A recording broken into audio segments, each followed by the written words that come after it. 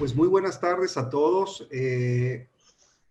Tengan y gracias por estar con nosotros en nuestra cuarta charla de compartir con líderes de empresa en nuestra comunidad empresarial por parte de Evox Capital Humano. Tenemos aquí con nosotros a Luis Miguel Quirós. Él es un consejero experto que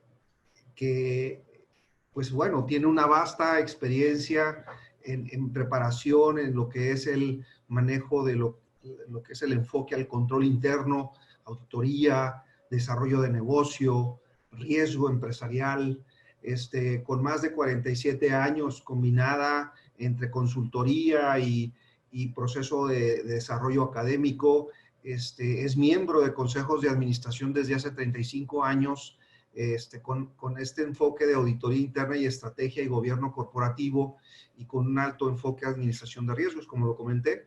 Es conferencista, es un investigador y desarrollador de proyectos que están relacionados a las ciencias de la comunicación, profesor en maestría en la Academia de Universidad Autónoma de Guadalajara, y en los últimos años ha tenido un rol muy importante en contribuir a nuestra comunidad de emprendimiento en el estado de Jalisco.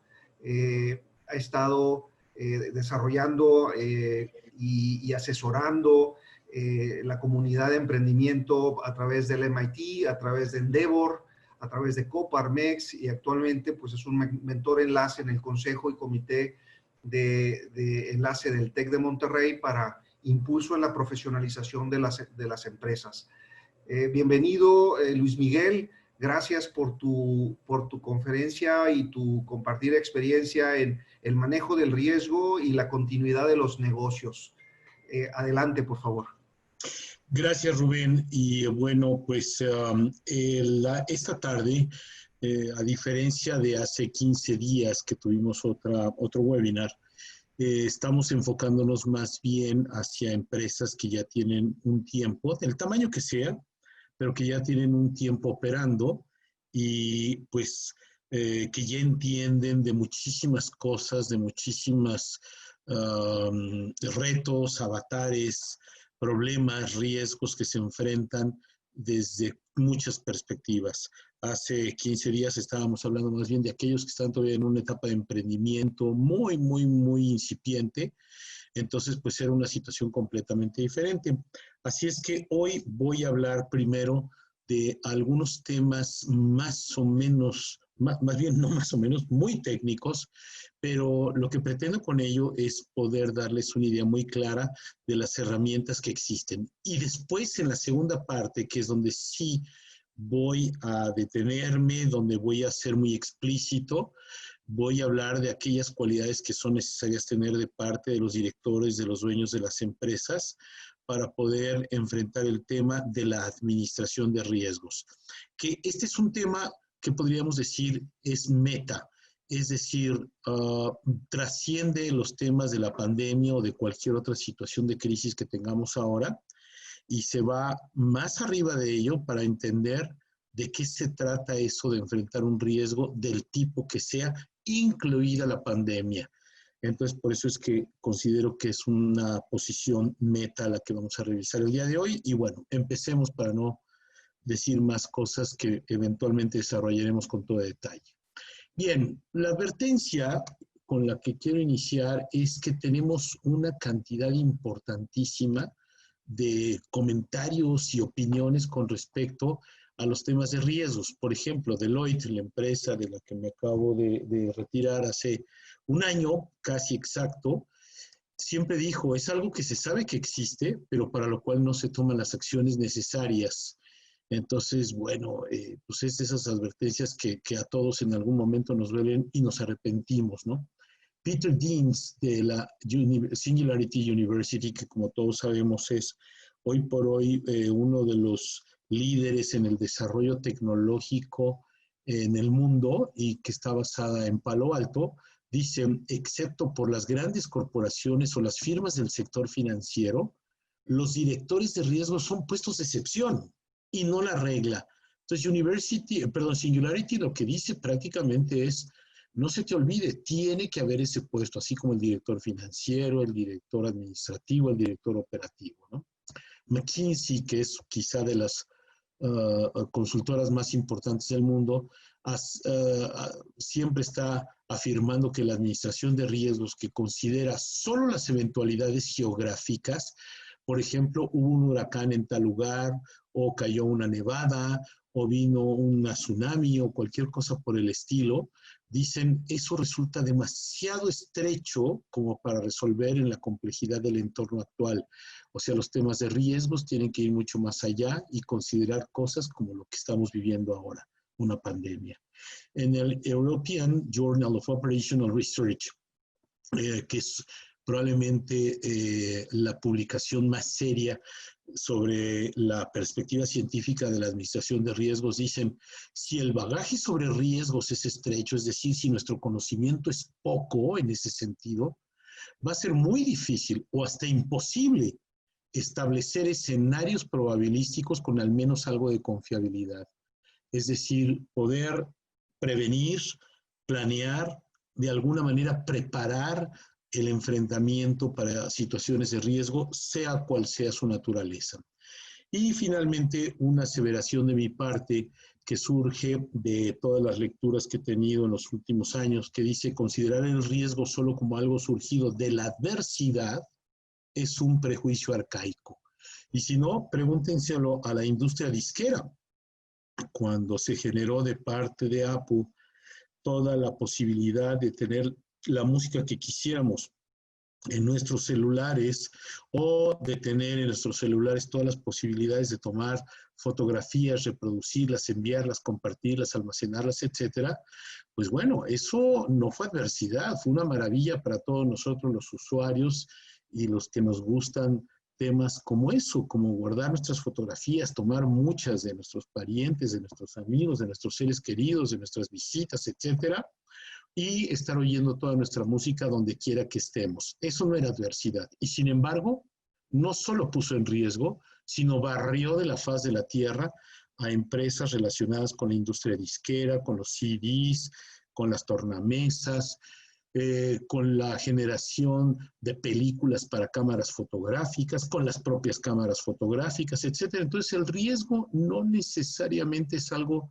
que tenemos que ver como una amenaza que surge desde algo malo, sino desde algo que viene a nosotros como totalmente nuevo, quizá como una innovación importante, y en ese sentido nos dice, aquí hay un cambio, lo que se llama un punto de inflexión, y ese cambio es extraordinariamente importante y va a generar cambios en las reglas del juego y en las fronteras de lo que hoy se hace. Entonces, bueno, pues aquí tenemos estas advertencias de parte de todos los que estamos metidos en este negocio de la administración de riesgos. Vamos a definir riesgo ahora a partir de lo que acabamos de ver. Es el surgimiento de una situación que genere incertidumbre respecto a la visión de los negocios establecida por los directivos de una empresa. Incertidumbre, ese es el gran tema, esa es la gran palabra. Yo no sabía que esto iba a pasar, no me imaginé que fuera a suceder, nunca pensé que de dónde salió esto, qué quiere decir, y entonces me pone en una situación en la que no sé qué hacer ni cómo resolver, no sé exactamente de qué tamaño van a ser las repercusiones, ni sé cuáles son los recursos de los que tengo que echar mano con la claridad necesaria. Y esa situación puede surgir desde lo operativo, desde lo administrativo financiero, lo laboral, lo tecnológico, lo societal, reputacional, etcétera, pero en casos como el que estamos viviendo ahora, está surgiendo desde la perspectiva humana en su totalidad, lo cual implica, como dice en el punto 14 del slide, todo está siendo impactado al mismo tiempo, todo está siendo retado, y eso evidentemente pues nos lleva probablemente a uno de los niveles de incertidumbre más amplios, más profundos que hemos tenido que ver en los últimos años. Y esos últimos años ni siquiera tienen que ver con las crisis económicas anteriores, la del 2008 o la de 1995 aquí en México, sino tiene que ver con crisis tan amplias, tan profundas como al final de la Segunda Guerra Mundial. Estoy hablando de algo muy grande y que tuvo que representar un reordenamiento prácticamente del globo completo. Muy bien. El gran punto, la gran pregunta que nos tenemos que hacer esta tarde es, ¿estamos preparados para enfrentar y administrar riesgos? Y bueno, aquí vienen las preguntas que yo lo que digo es, vayamos anotándolas o vayamos preparándonos para responderlas mentalmente, no obstante que mi querido amigo Rubén Moreno y su estructura en Evox eventualmente les va a compartir este material. Entonces ustedes podrán revisarlo con calma y contestar estas preguntas ya en la soledad de su oficina o ahora de sus casas y saber si sí o no están listos para ello. 1. Hay una visión de la alta dirección, o sea, del dueño o del director general y o del consejo sobre el tema de riesgo. ¿Qué quiere decir una visión? Quiere decir, entiendo cuáles son los riesgos que me amenazan.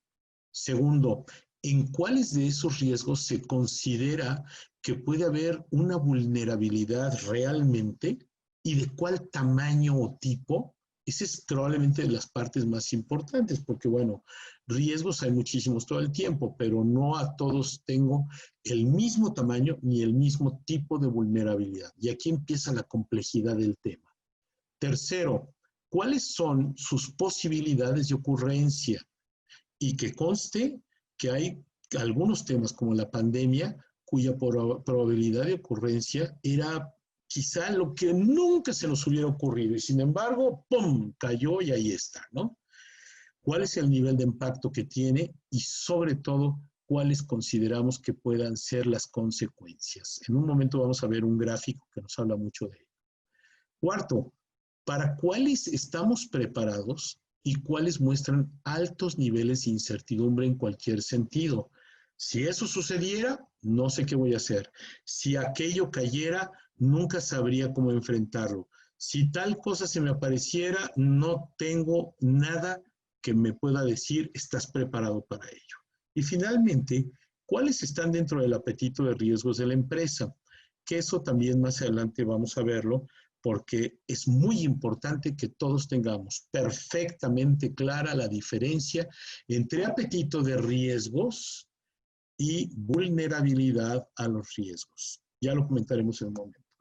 Segundo punto, hay un presupuesto para la administración de riesgos, lo cual querría decir que tengo un director y que ese director es parte del consejo o que es parte de la alta dirección. Si no es así, bueno, pues quiere decir que los riesgos no son tan importantes para mí y que conste que lo son, como lo dije al principio de esta charla, para todas las empresas de todos los tamaños, de todos los giros. Segundo punto, hay investigación constante sobre los riesgos identificados y esto es porque normalmente consideramos que un riesgo, una vez que lo identificamos, pues es estático y eso no es cierto. Ese riesgo puede aparecer, engrandecerse, pueden pasar muchísimas cosas. Por ejemplo, ahora mismo en Corpus Christi, en el estado de Texas, se está construyendo una planta para la generación de materia prima para la industria del plástico. Evidentemente los huracanes en esa zona pues están siendo cada vez más agresivos. La verdad es que yo ni siquiera entiendo por qué decidieron construir una planta ahí. Sí entiendo que es la cuenca petrolera para los Estados Unidos, el Golfo de México, toda esa parte de la costa de Texas, de Alabama, etcétera, que da hacia el Golfo de México. Pero hombre, pues hay que, con un poquito de investigación nos damos cuenta de que eso se va a poner cada vez peor, ¿no? Tercero, hay un equipo experto que considera los riesgos de cada estrategia de la empresa antes de ser aprobada para su ejecución.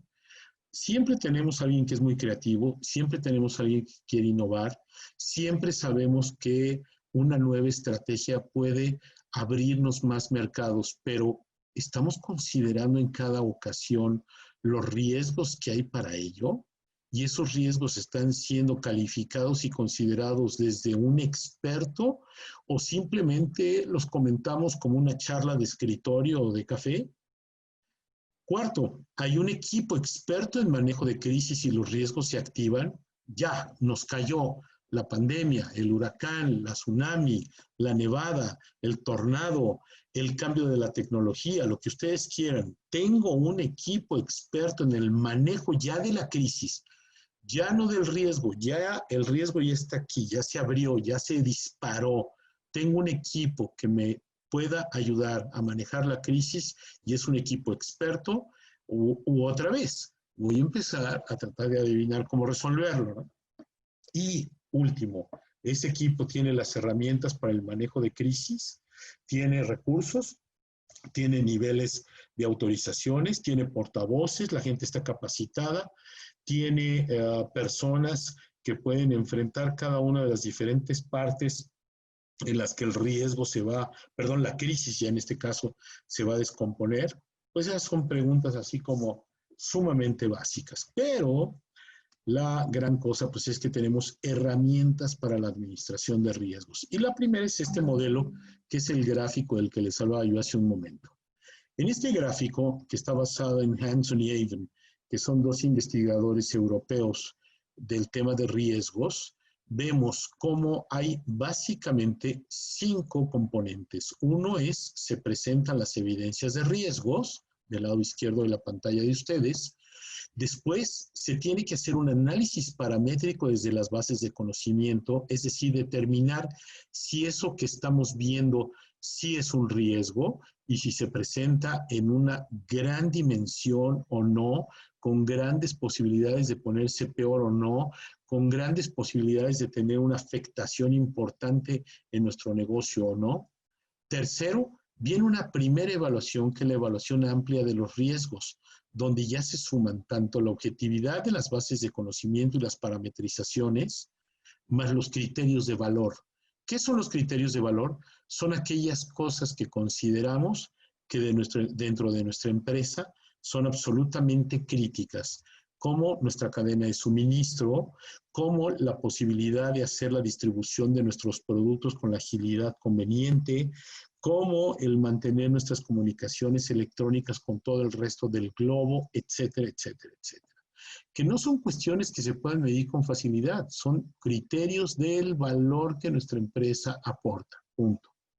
Después viene la revisión de los tomadores de decisiones y finalmente las decisiones.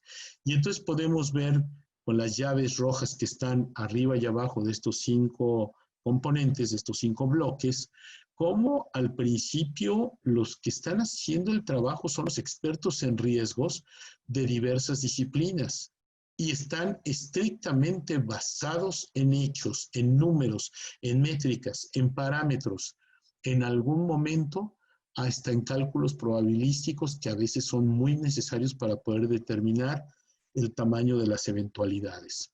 Y ya conforme se va avanzando hacia la parte de la gestión, entran los tomadores de decisiones cuyas opiniones, cuyos comentarios están basadas en criterios de valor.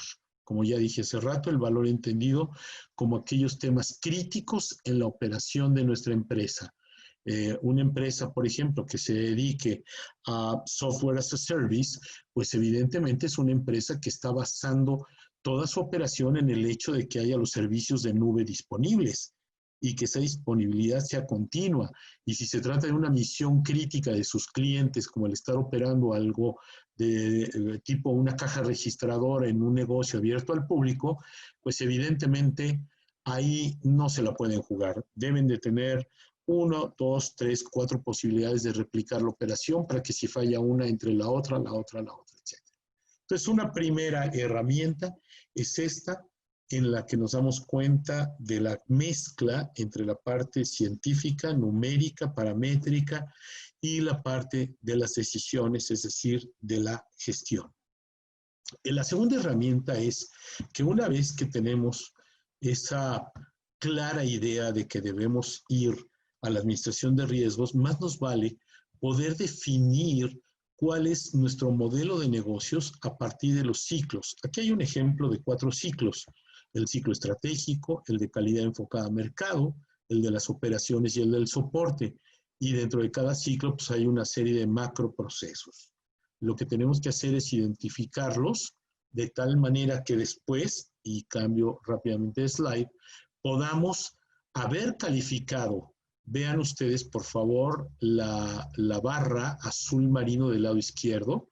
Podamos haber calificado la probabilidad de ocurrencia de los riesgos en cada uno de esos ciclos, en cada uno de esos procesos. Y ahora veamos la parte de hasta abajo y el impacto monetario para crear esto que se llama el mapa de calor por cada ciclo del modelo de negocio, donde podemos ver que hay esos niveles de impacto monetario van desde insignificante, no va a haber gran cosa, hasta catastrófico, y en el caso de la probabilidad de ocurrencia va desde raro hasta casi seguro. Y ahí es donde tenemos que estar trabajando, hace rato dije, estudiando, analizando y sí, trabajando en actualizar nuestro mapa de riesgos todo el tiempo, para que nunca nos vaya a agarrar, pues ahora sí que en babia, sino por el contrario, que sepamos que eso podía suceder y por lo tanto estamos preparados para ello. Una vez que tenemos ese mapa, tenemos que componerlo a base de narrativa y cuantificación de cada proceso, de cada ciclo dentro del modelo. Y como les dije, dado que esto es algo que se les va a compartir, no me voy a detener mucho en este cuadro, pero es lo que tiene que haber para cada uno de los macroprocesos de los indicadores que están en cada ciclo del modelo de negocio. Entonces, insisto, no voy a detener en ello. Ahí hay un tema fiscal como ejemplo. Ya ustedes lo podrán ver. Es un ejemplo desgraciadamente hoy muy común, que es el hecho de calificar quién de nuestros proveedores o de nuestros clientes es una empresa que emite o que declara facturas apócrifas. Muy bien. Una vez que eso está listo y que tenemos nuestro mapa de riesgos, lo que tenemos que estar seguros de estar practicando es la auditoría, tanto la interna como la externa. Entonces, en el primer renglón, vemos que esa auditoría tiene un propósito muy claro, muy simple. Verificar que tengamos siempre la estructura, la estrategia y la gestión adecuadas para la protección del patrimonio de todos los grupos de interés de la empresa. Por favor, entendamos esto con toda la amplitud que dice ahí. No lo veamos solamente como que el único grupo de interés soy yo, el dueño. El otro grupo de interés son mis proveedores, el otro son mis clientes, el otro es la persona que me renta mi oficina, el otro es el que me vende el equipo, el otro es el banco que me prestó dinero, el otro son las familias de mis empleados y evidentemente mis empleados mismos.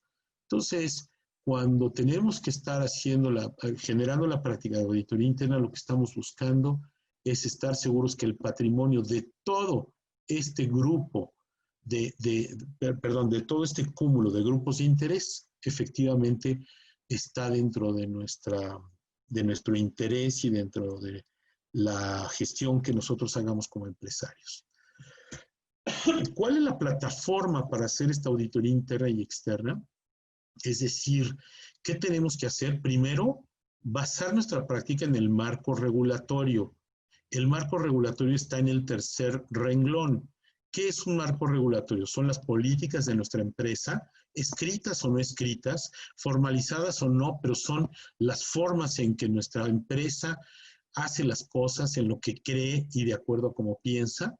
Segundo, los procesos, estoy leyendo de izquierda a derecha en ese tercer renglón. Cuarto, los controles para estar seguros de que en cada uno de los pasos de los procesos que están alineados a las políticas, estén sucediendo las cosas como deben de suceder.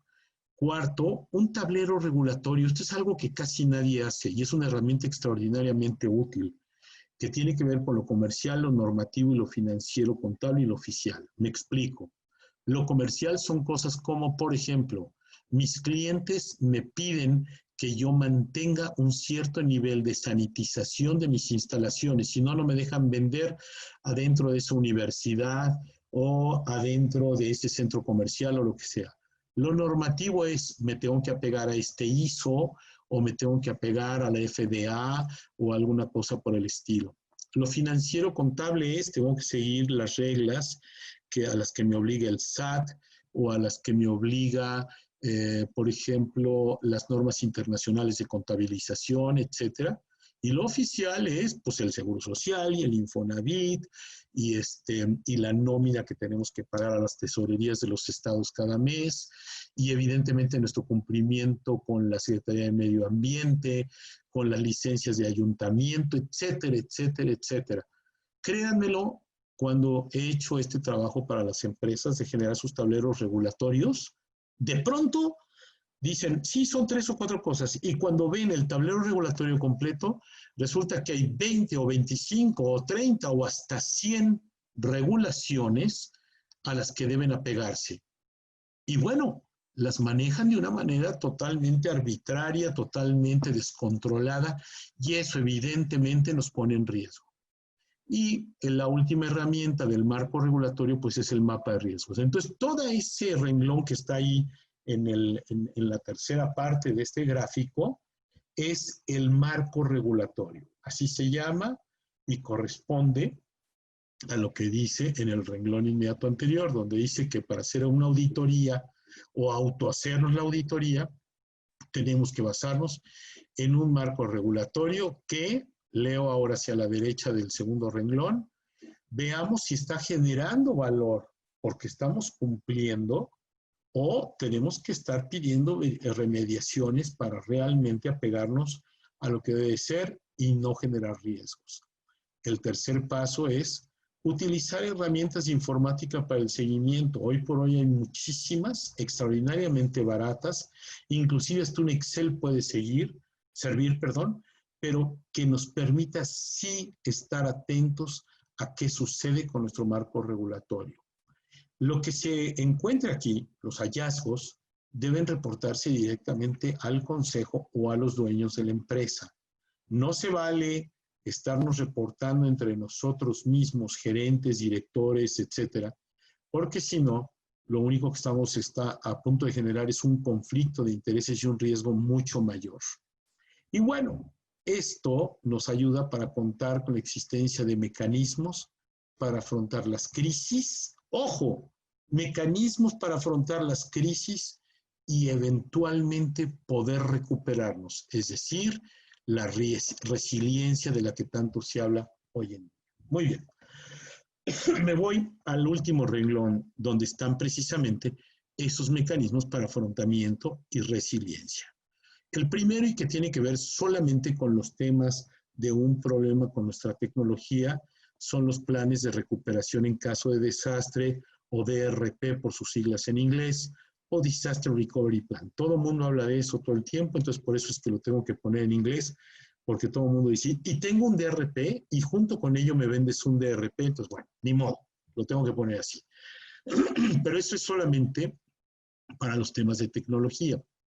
En el segundo, ya yendo un poquito más allá y considerando temas operativos, no puedo abrir mi negocio, la gente renunció en masa, tengo una huelga allá afuera, la avenida se bloqueó, alguna cosa donde la operación no sea dable, tiene la necesidad de un Business Continuity Plan o BCP. ¿Cómo le hago para seguir operando a pesar de que hoy por hoy mi empresa no la puedo abrir? No tenemos acceso a las oficinas, que en una enorme medida, hoy por hoy lo que nos está pasando es esto. Estamos en esa situación y no tenemos BCPs. La mayor parte de las empresas del calibre que sea, del tipo que sea, del giro que sea, han tenido que innovar y generar un montón de cosas para poder seguir operando, pero son BCPs, digámoslo así, sacados de la manga. No son BCPs que hayan estado previstos bajo ninguna circunstancia. Y el hecho de prevenir, el hecho de planear y de estar seguro de que sí voy a estar listo para enfrentar cualquier crisis, está en el tercer casillero, que es ese Business Continuity Management o BCM, donde todo el tiempo me estoy preparando y me estoy actualizando para cualquier circunstancia. Para ello, siempre necesito, siguiente casillero, un comité para manejo de crisis y más me vale, último casillero, tener una cultura de innovación. Las culturas de innovación son más que nada una garantía, bueno, no una garantía, nunca hay garantías en esto, pero digamos, nos dan un mayor grado de certeza en que nuestra empresa va a poder salir adelante. Muy bien.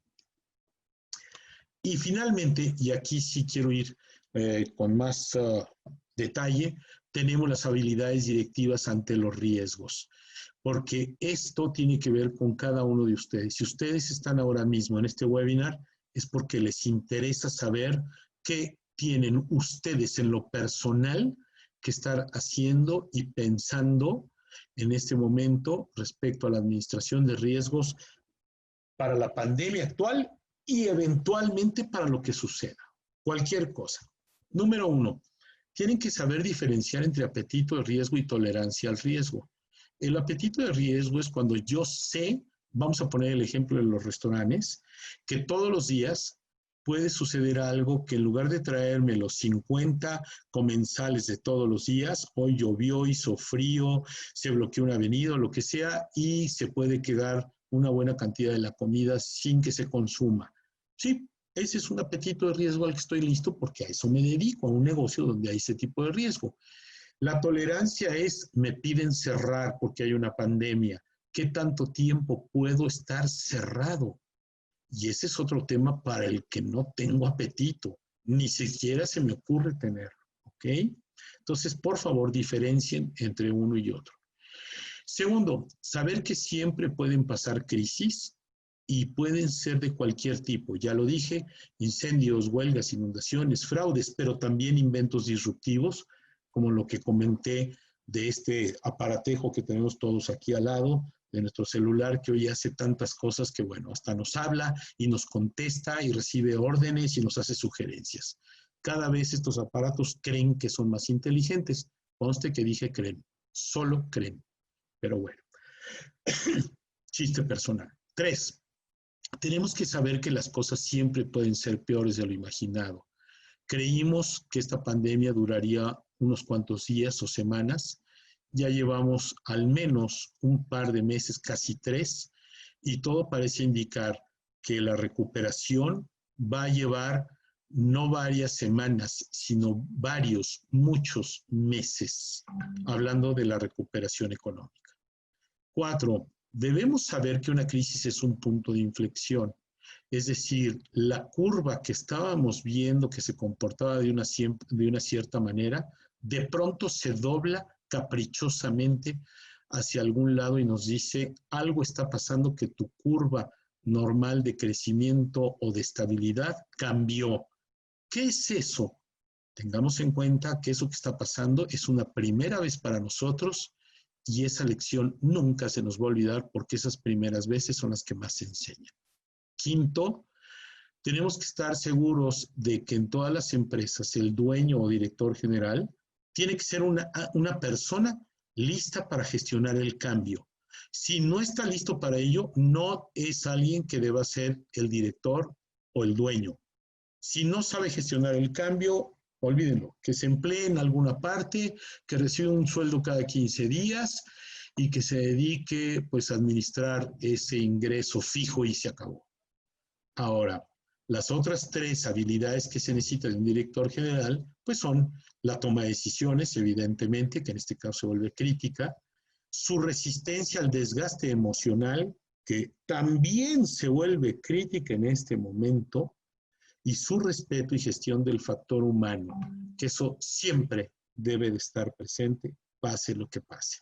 Entonces, con esto lo que quiero decir es que una crisis es el humus del director general. Si no considera que una crisis o un riesgo, el terreno de los riesgos, está en su naturaleza, en su ADN, no tiene por qué ser un director general, sino más bien es alguien que pues, se la quiere pasar sabrosón y ya. 6, no demos nada por sentado, porque en los diversos momentos de una crisis hay diferentes niveles de afectación y diferentes afectados. No me detengo en esto porque creo que para todos nosotros ha sido muy evidente en esta pandemia. Diferentes niveles de afectación y diferentes afectados. 7, hay que replanear todo el tiempo. Cada idea que tengamos hay que revisarla y volverla a ver y volverla a ver y volverla a ver. Y tenemos que pensar en periodos móviles, no en los convencionales de cada mes o cada 3 meses, sino todo el tiempo estar replaneando y reconsiderando con 3 tipos de escenarios: el catastrófico, el conservador y el optimista, porque cualquiera puede suceder. Aquella empresa que se dedicaba antes a coser bolsos de mano para señoras, hoy se están haciendo muy ricos cosiendo tapabocas. Entonces, pues el escenario de ser catastrófico inicialmente se convirtió en optimista, ¿verdad? Por poner un ejemplo muy bobo, pero real. 8, hay que evitar perder el tiempo. Aquella comunicación que todo el tiempo estamos viendo y que es grillosa o morbosa, por favor evitémosla. Lo único que hace es llenarnos de inquietudes. No sirve de gran cosa. No sirve de gran cosa. No. Y entonces eso nos impide el tener que estar desacreditando de manera simplona y popular, porque a final de cuentas, ustedes díganme quién tiene la verdad absoluta. Parece ser que la única verdad absoluta es la de la primera ministra, o primera ministra, creo que se dice ahora, de Nueva Zelanda, que ya derrotaron a la pandemia. Fuera de ahí, la muy admirada Inglaterra, los muy admirados Estados Unidos, la muy admirada China, etcétera, etcétera, tampoco han tenido la verdad absoluta. Nadie la tiene. No nos preocupemos de eso. Hagamos las cosas que sí debemos hacer, que es preocuparnos de nuestro entorno inmediato. 10. Estemos listos para negociar fuerte lo que haya que negociar, sin falsos pudores. Híjole, es que cómo voy a ir a decirle al de la renta del edificio o del piso que me baje la cantidad que pago cada mes, o cómo le voy a decir a los del banco que ahorita no puedo pagar. Pues sí, hay que hacerlo, sí se puede. Y tan se puede que si no lo hacemos nos va a hacer un agujero muy grande en nuestras finanzas. Así es que, cuidado, no tengamos falsos pudores. 11. Ejerzamos un liderazgo metodológico, que no sea un liderazgo a base de manotazos, de zapes, que no sea un liderazgo a base de ideas, de simpatías, sino metodológico. Y por ahí hay un anexo en el que lo vamos a revisar con cuidado. 12. Elijamos correctamente al portavoz en cada momento. Si hay que negociar con nuestros proveedores, no le podemos pedir el favor al de compras, lo tenemos que hacer nosotros directamente. El descuento al salario para todo nuestro personal lo tenemos que anunciar nosotros, dueños, directores, no el contador. Lo único que podemos delegar son aquellas cosas que son rutinarias y que son operativas simples, como pedirle al vigilante que no permita que nadie sin un cubrebocas entre a nuestra empresa. 13. Busquemos opciones de todo, de proveedores, de canales de distribución, de clientes y especialmente de las actividades que hacemos en nuestra empresa. Si hoy por hoy estamos dedicados, como dije hace rato, a hacer bolsas y nuestra gran habilidad se llama saber coser, ¿qué tal si hoy cosemos tapabocas en lugar de bolsas, por ejemplo? Y ejecutémoslo eficientemente. O sea, no lo ejecutemos, pues ahora sí que tratando de hacer el negocio, sino de hacerlo bien, porque ahí puede haber una nueva beta para desarrollar a nuestra empresa. 14. Si vendemos algo que esté relacionado con medicina, alimentos o bebidas, tengamos certificaciones. ¿Cuántas personas, empresas están hoy en los talleres de su casa o están transformando su empresa para hacer esos tapabocas o esos geles y que dicen, hago esto y hago el otro y logro eliminar hasta el tanto por ciento? Y no es cierto. Por favor, seamos responsables.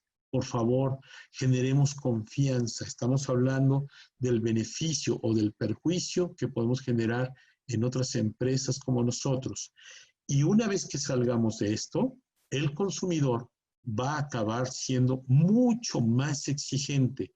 Entonces, más vale que estemos debidamente certificados para resolverle sus dudas correctamente. 15. Esa nueva actividad, y esto ya lo he dicho muchas veces, hay que ver cuál es, pero tiene que estar basada en nuestras habilidades. Por ejemplo, ya dije lo de coser, pero ¿qué tal si hay alguien que vende cosméticos por e-commerce y que en realidad es muy bueno para entregar a tiempo. Cada vez que alguien le pide algo, lo entrega, y lo entrega bien, y lo entrega bien empacado, y lo entrega en un buen horario. Quiere decir que su habilidad, más que en hacer cosméticos, está en entregar cosas. Pues a lo mejor ahí hay una nueva forma de poder generar un servicio con el que no había contado. 16. Si nosotros visualizamos un futuro muy exitoso post-crisis, la que sea, esta pandemia o la que sea, tenemos que poder identificar qué es lo que debemos ir haciendo, construyendo, para que entonces las cosas sí sucedan. Pero si lo único que estamos piense y piense es, ya me cargo la trampa, ya me llevo el diablo, quién sabe qué va a pasar, no sé qué va a suceder. No, a ver, ¿cuáles son las cosas que sí debemos de hacer para salir muy bien de esto? Y vamos haciéndolas en paralelo a la sobrevivencia, por supuesto, ¿no? Entonces, si se dan cuenta, ahí estamos combinando enfrentamiento de la crisis con resiliencia. Muy bien. 17. Veamos ese éxito que nos imaginamos post-crisis, en términos de generación de beneficio para todos los grupos de interés en la empresa, no solo para enriquecernos nosotros otra vez, no solo para decir, ya puedo regresar a irme a desayunar todos los días al club y salir de ahí a las 11:30 de la mañana, nada más para ir a recoger el dinero, depositar en el banco e irme a comer con mis amigos. Esa es una posición de gente que no tiene realmente un ADN de emprendedor, un ADN de empresario. 18. Hagamos pruebas rápidas de los nuevos caminos que estamos viendo para el crecimiento y equivoquémonos. Aprendamos esa equivocación y hagamos otra vez ese sprint, esa corrida final, y vamos a ver qué sucede. No funciona otra vez y otra vez y otra vez. Iteremos. Ahora, no dejemos nunca más de dar prioridad a la administración de riesgos. Fíjense todas las cosas que pueden pasar con un riesgo. Puede ser que los riesgos sean, o las crisis, inadvertidas y no estemos preparados. O las vemos posibles, pero no las hemos dimensionado y entonces no estamos preparados. O las vemos posibles, sí las dimensionamos, pero seguimos sin prepararnos tercamente. O ya están ahí, son inminentes, pero no las hemos dimensionado y tampoco estamos preparados. Entonces, fíjense cómo casi todo esto habla de dimensionar y prepararse. ¿Cuál es el caso virtual? La H, la letra H. Cuando sí estuvimos preparados, sí estuvimos dimensionando todos los posibles riesgos, sí advertimos que podrían pasar y estamos listos para enfrentarlos. En cada una de esas etapas que están en las palomitas de abajo, cuando ese riesgo es posible, cuando es inminente, cuando ya está activo, cuando está el final de la actividad, cuando hay ese caos post-crisis y cuando estamos en la nueva realidad. Y fíjense ustedes que este tema del caos post-crisis es algo verdaderamente importante de detenernos.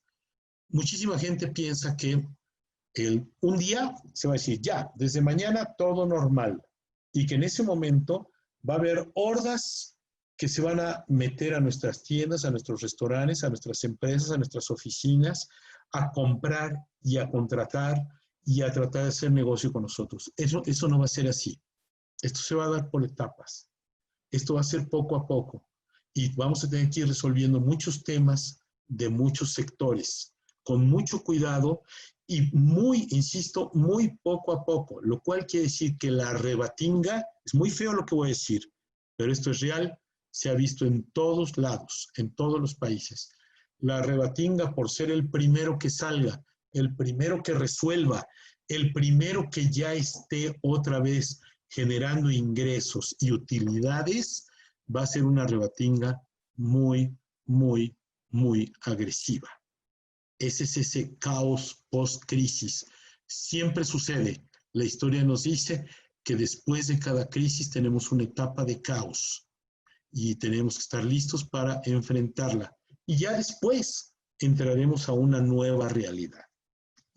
Muy bien, 20. Estemos muy atentos, por lo tanto, para reconocer esos momentos en los que vamos de sobrevivir a estar ya en resiliencia, o ya entramos a esa etapa de caos, o ya estamos en la nueva realidad. Tengamos toda la sensibilidad muy, muy bien pulidita. 21. Siempre tengamos 4 esferas como nuestros indicadores de que ya estamos entrando a la nueva realidad. ¿Y qué quiere decir? ¿Cuál es la estabilidad de la nueva realidad? 1. En lo físico ya podemos confiar en que nuestro entorno es seguro para nuestra familia, nuestros colaboradores y uno mismo. En lo financiero, todos los requerimientos de liquidez y financiamiento de nuestra empresa ya están funcionando nuevamente. En lo digital, toda nuestra información en las computadoras, en nuestro Excel o nuestro ERP o en nuestro Compact, ya están ahí, más bien siguen ahí, deben de seguir, están actualizados, está íntegra la información y está salvo. Y en lo emocional, hombre, nuestras necesidades de poder confiar en los que están a nuestro alrededor, como colaboradores, como familiares, como gente que queramos, nuestros socios, todo ello nuevamente está ahí y está operando y tomando decisiones y con un relacionamiento verdaderamente sano. Entonces, pregúntense nuevamente lo que decía yo hace rato del tema del caos, post-crisis. ¿Se van a dar estas 4 al mismo tiempo? ¿Cuál de ellas primero? ¿Cuál después? ¿En cuál sector? ¿En cuál estado? ¿En cuál municipio? Esto es paulatino. Preparémonos para eso. El riesgo, la administración de riesgos nos debe preparar para eso. Muy bien. 22. En ningún momento perdamos el hecho de comunicarnos clara y auspiciosamente con todos nuestros grupos de interés, los que nos financian, para los plazos de pago, para los sueldos, para la rapidez de respuesta en servicios. Todo el tiempo comuniquémonos eficiente, clara y auspiciosamente, sin grosería, sin agresividad. 23, y es el último punto, no dejemos de sabernos valiosos, de sernos valiosos unos a otros, de reconocer lo valioso del otro, tanto en lo práctico como en lo operativo, pero sobre todo en el hecho de que el otro que esté enfrente de nosotros tiene emociones, tiene una parte espiritual, es decir, es alguien que quiere trascender y que quiere dejar algo en este mundo, y en la religiosidad, es decir, entendida como que todos somos parte de lo mismo, todos estamos aquí y todos estamos siendo víctimas de lo mismo y todos queremos salir. Así es que más vale que estemos buscando entre todos una solución. Si eso lo hacemos efectivamente, colaborativamente, vamos a estar siendo religiosos, sin que necesariamente tengamos que seguir una doctrina en particular. Eso no importa.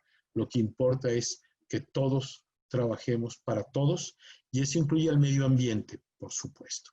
Muy bien. Aquí está el modelo de liderazgo que les dije hace ratito, y bueno, me voy a ir muy rápido sobre él porque ya estamos a 1 minuto de entrar a la fase de preguntas y respuestas. Aquí es un proceso, el liderazgo no lo veo de ninguna manera como algo que esté basado en la personalidad de alguien o en sus habilidades de carácter, sino en que se ejecuten efectivamente estos pasos que están aquí, que es definir cuantitativamente los objetivos que hay que alcanzar, elegir a las personas adecuadas para lograrlos, decirles cuáles van a ser las recompensas y los castigos para que eso suceda, o cuando eso suceda, perdón, asegurarnos de que tengan las herramientas y los recursos necesarios, monitorear esos resultados muy cercanamente, sobre todo ahorita en tiempos de crisis, publicarlos, que todo el mundo sepa en qué estamos, nada de que pues es que ya vi, pero no te quiero enseñar qué pasó ni cómo pasó, no, los tenemos que conocer todos para que estemos listos para tomar respuesta, para tomar acciones inmediatamente y no esperar a que se convierta en una siguiente crisis. Y finalmente, premiar o castigar como se definió antes. No salir al final con que, bueno, es que como eres mi cuate, está bien, te la perdono. O fíjate que, híjole, pues sí, las cosas iban bien, pero con lo de la pandemia, pues siempre no. Eso no es agradable. Hay que hablarlo desde el principio. Entonces es un modelito muy práctico de un proceso que funciona para cualquier empresa de cualquier tamaño, con cualquier tipo de estructura. Muy bien. Y ahora sí, llegamos a la parte de preguntas o comentarios. Entonces, por aquí tengo un Q&A que dice, ¿qué sugieres para prepararse ante los riesgos en una empresa pequeña? Y entonces, como ya lo mencionaba antes, es identificar aquellas cosas que son el apetito de riesgo y otra es la vulnerabilidad. Y el apetito, el ejemplo que puse de un restaurante, pues hombre, la mayor parte de los restaurantes son empresas chiquitititas, una tortería o cualquier otra cosa, ¿no? ¿Cuál es el apetito? El saber que todos los días va a haber una cantidad de comida que se va a quedar ahí. Y bueno, pues ni modo, o sea, eso ya sabemos que es un riesgo que va a ocurrir todos los días. Pero una cosa es el apetito y otra cosa es el riesgo de entrar en una crisis. Luego nos pregunta Sergio Aguilar si la crisis ya nos alcanzó, ¿qué sugieres hacer? Y si ustedes ubican los últimos slides de la presentación, decía, uno, empieza a visualizar el futuro, empieza a tratar de ver exactamente qué es lo que quisieras que sucediera con tu empresa, y no solamente para resolver el hoy, sino cómo quieres salir, cómo quieres estar después de la crisis. Y trabaja en los dos sentidos. Y en cuanto al hoy, lo más probable es que tengas que convertirte en muchos sentidos. Una empresa, yo trabajo con muchas empresas en sus consejos de administración o como mentor, y tengo empresas que cambiaron de vender en tiendas a irse solamente a e-commerce. Tengo empresas que efectivamente, este es un caso real, cosían bolsas para mujer y ahora cosen tapabocas. Tengo una empresa que se dedicaba a hacer sistemas de limpieza seca para plantas industriales y ahora lo que hacen son sistemas de descontaminación del personal que entra a las plantas. Entonces, se convirtieron. Ahorita, ¿eso va a seguir siendo un negocio después de la pandemia? Es probable que no. Entonces, tienen que estar viendo también qué es lo que va a haber después de la pandemia. ¿A qué se van a dedicar después de la pandemia? Y obviamente debemos de saber que si tenemos hoy por hoy un ahorro importante, probablemente debamos de tener la paciencia suficiente para ver cómo se va desenvolviendo esto, porque el desenvolvimiento nos da sorpresas todos los días, todos los días, todos los días. Muy bien. ¿Qué otros riesgos, nos pregunta Isabela, o amenazas crees que valga la pena prepararse en cuanto a inversión a las empresas? Y bueno, pues la respuesta es realmente muy simple. Si nosotros estamos requiriendo inversión, déjenme dejar de estar compartiendo por lo pronto. Screen share, you want to continue? Ok, ahí está, bien.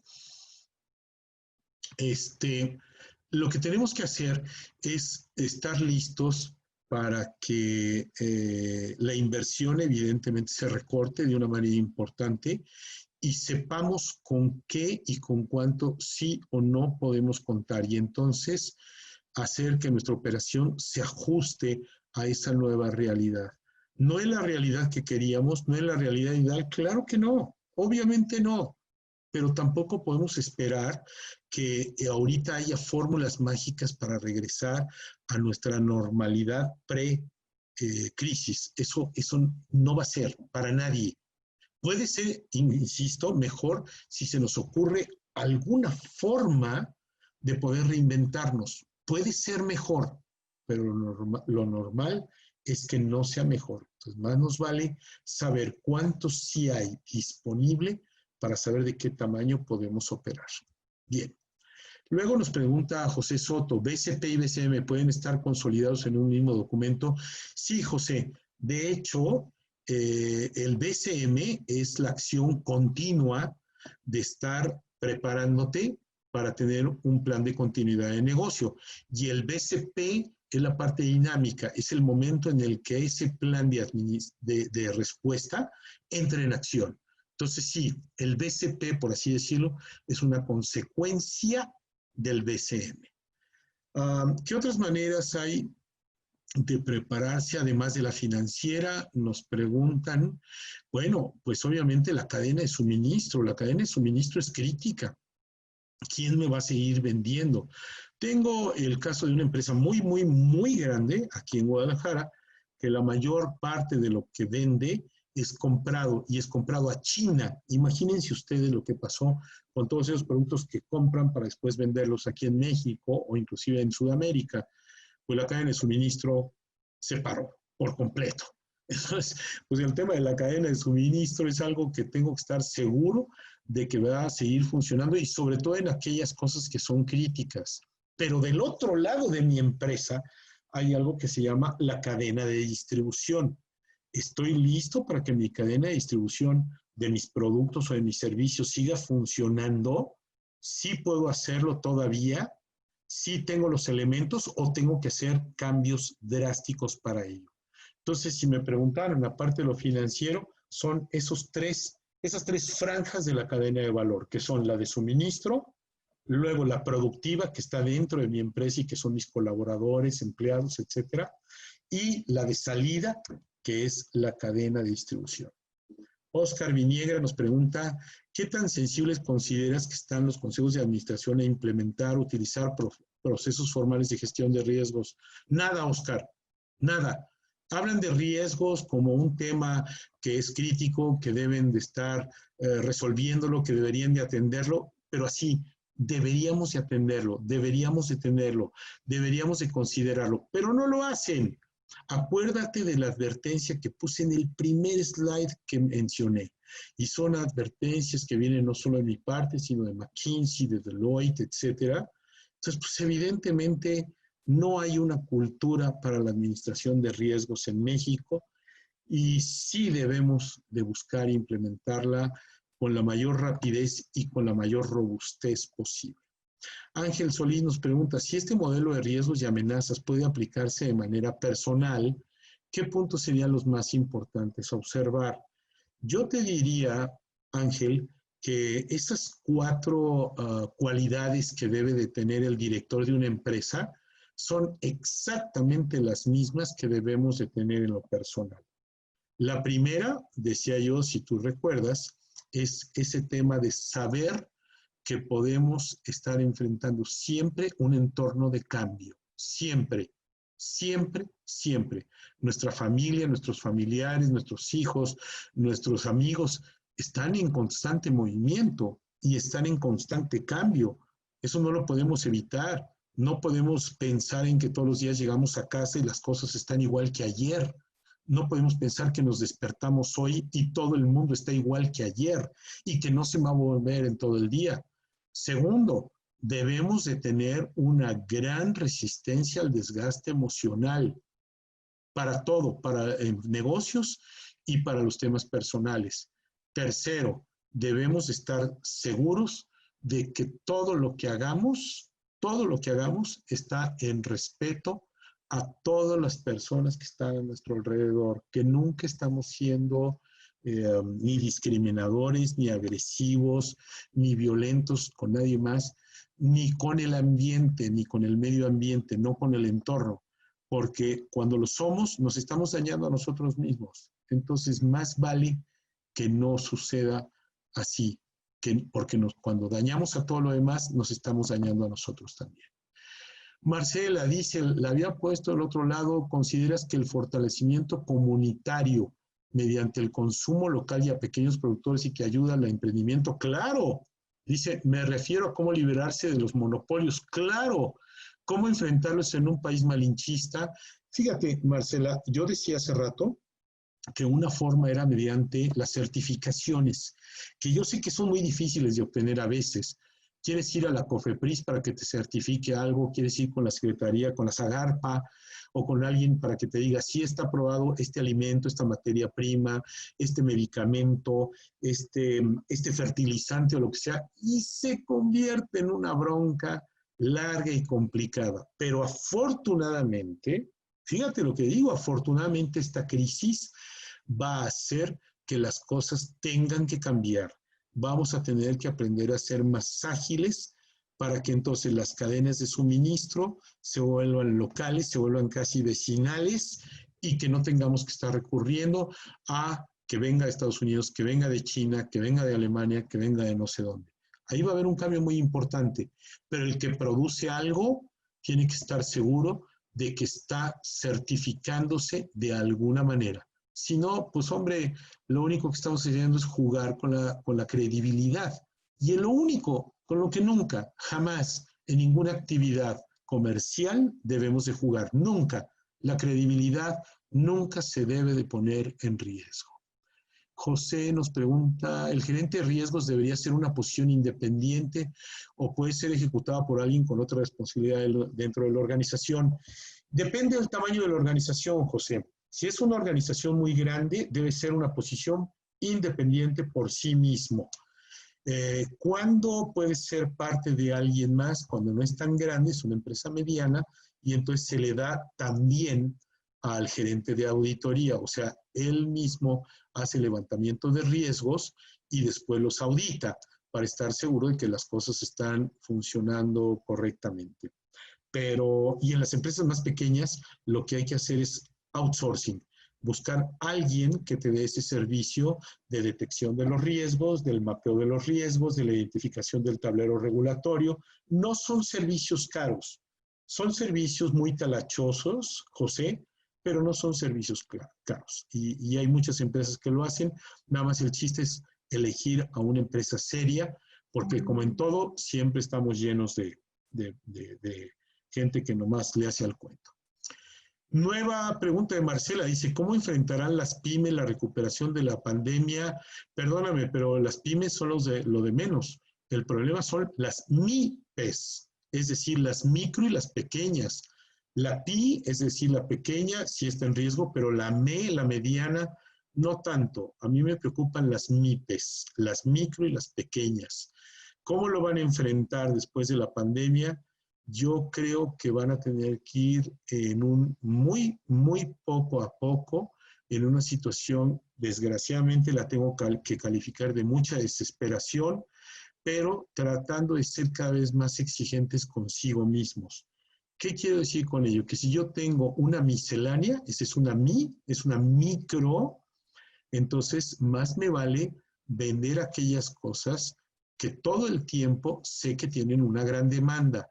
Hombre, tenía yo ahí una latita de, ¿qué será? De chiles güeros, porque pues de vez en cuando viene una señora que me los compra. Olvídate, no tengas chiles güeros. Esa señora que viene de vez en cuando se puede quedar sin sus chiles güeros.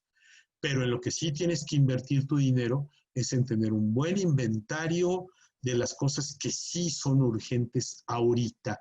Entonces, manejo de inventarios, manejo de cadenas de suministro, manejos de tus compras, manejos de tu oferta. No encajarte con los precios, tratar de mantenerlos lo más cercano posible al bolsillo del cliente y evidentemente asegurándote de que te deje utilidades. Si no, pues ¿para qué, no?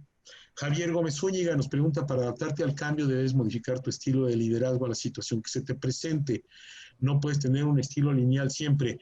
No, es cierto lo que dices, pero ese proceso que les mandé por ahí es un proceso que funciona siempre igual. La única diferencia está en soltar muchas de las tareas que están descritas ahí hacia tu siguiente nivel o en estar tú como líder total de tu empresa o director general atento a cada punto. Cuando tú estás en una situación donde la mar está tranquila y puedes darte el lujo de, como capitán del barco, de irte a tomar una copa de champán con tus pasajeros, deja que haya otros que se hagan cargo de operar el barco.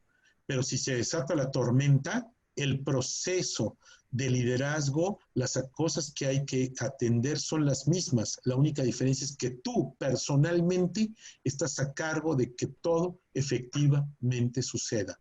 Esa es la diferencia. Entonces, por eso decía yo hace rato cuando lo presenté, no puede depender de las cualidades personales ni del estado de ánimo de la gente, porque si así fuera, pues hay quienes sí nacerían para ser líderes y quienes no.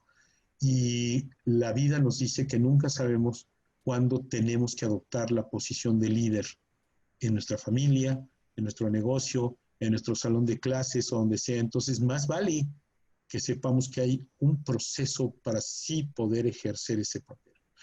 Oscar García dice, si hay un funeral, vende pañuelos, es lo que hemos escuchado. Sí, pero desafortunadamente muchos están abusando de los precios que están dando, tener en cuenta los valores que se tienen. Oscar, no puedo estar más de acuerdo contigo. Tienes toda la razón y lo dije hace un momento.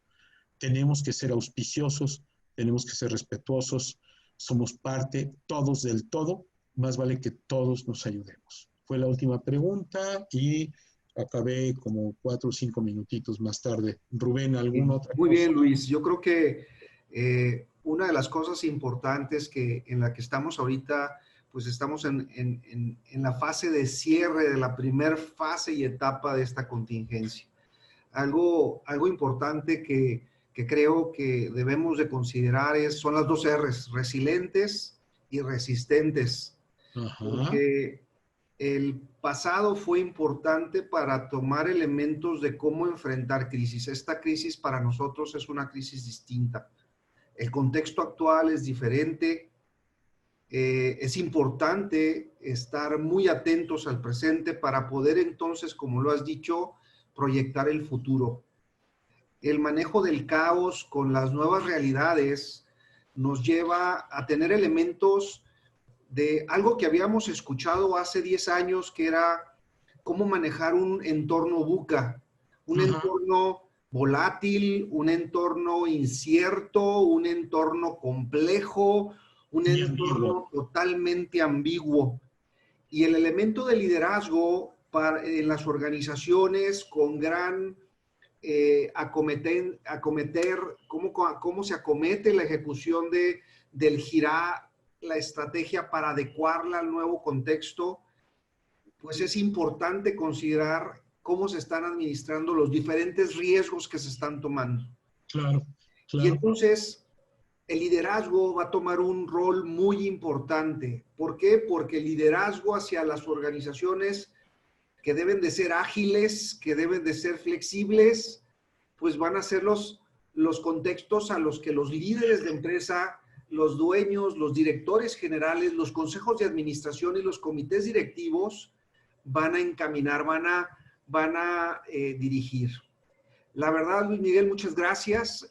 Muchas gracias a toda la audiencia por sus comentarios y sus preguntas. Los invitamos al jueves 4 de junio, porque vamos a hablar de esto, la importancia del liderazgo positivo en épocas de crisis. Estará Edgar Aceves, él es el director de recursos humanos de Herbalife, y nos platicará cómo una empresa ha hecho y a través de procesos de líderes haciendo liderazgo o ejerciendo el liderazgo, enfrentan esta situación, esta circunstancia y este nuevo contexto. Buenas tardes, les voy a poner aquí la evaluación del evento, les agradeceré no lo puedan evaluar. Luis, muchas gracias por tu ponencia, compartir tu experiencia y pues estaremos en comunicación con todos compartiendo esta información. Gracias a todos ustedes por su atención y su tiempo. Rubén, gracias a ti por el espacio y bueno, ahí va a estar el material en manos de Rubén y su equipo, de modo que pueden acudir a él en cualquier momento. Buenas tardes. Buenas tardes.